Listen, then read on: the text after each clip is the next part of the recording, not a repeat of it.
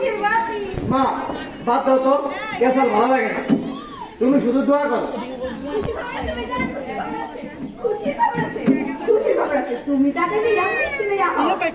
মা সন্তান দুইজনে সুস্থ আছে তো? বাবা দুজনেই সুস্থ আছে। তাহলে এলো তুই এই টাকাগুলো নিয়ে যা, বাজার গিয়ে মিষ্টিয়া আর ফগলের মাঝে মিলাই দে যা। আচ্ছা ঠিক আছে। আলহামদুলিল্লাহ।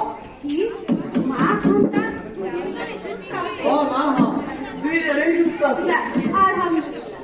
ধরায় আমার তেরা দাদা সবাই কত কথা বাজা পরে তারা দিল কত খুশি মনে খাজা, খুশি মনে খাজা পরে তারা দিল কত খুশি মনে খাজা, খুশি মনে খাজা। আসলে কেউ ধরে ধরে আমরা করি, আসলে কেউ ধরে ধরে আমরা করি, মনে করে চলে ঘুরে যাবে মিনারি, চলো মিনারি।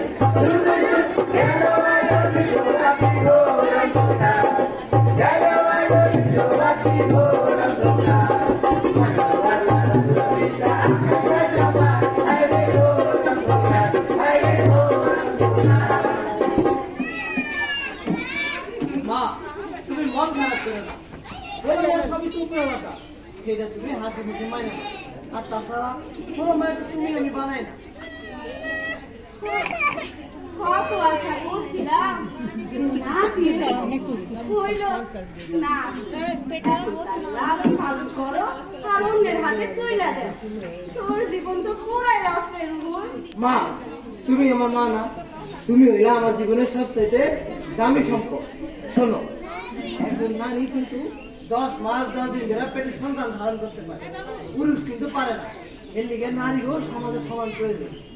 আর আমাদের কিছু অমূল্য সম্পদ দরকার, বংশে বাতি। হ্যাঁ হ্যাঁ বুঝছি, জ্ঞান বাড়ছে না তোর, আমিও দেখু। আহা মা, ও মা, আহা